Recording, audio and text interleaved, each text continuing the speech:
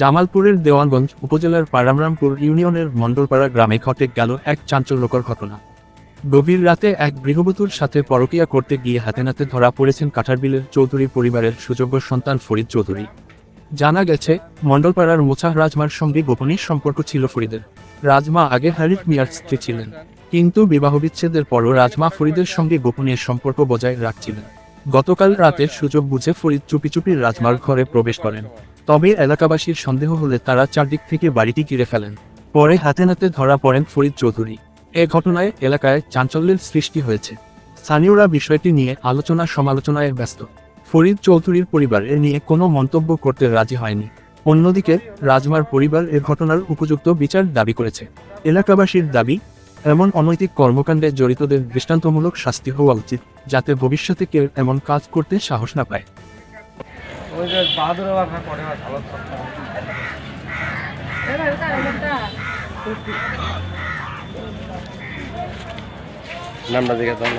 আপনার নাম কি? গ্রাম গ্রাম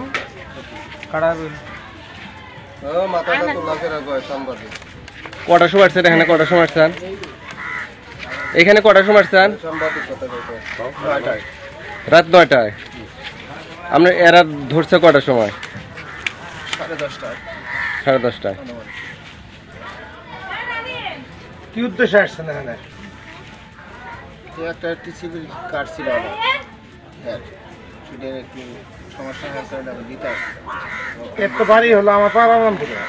জি, ভোটার হলো আপনার ভিটাকান্দি হয়ে যায়, ভিটাকান্দি ওয়ার্ডে। ভোটার না আপনার হাতে বানা হয়েছে।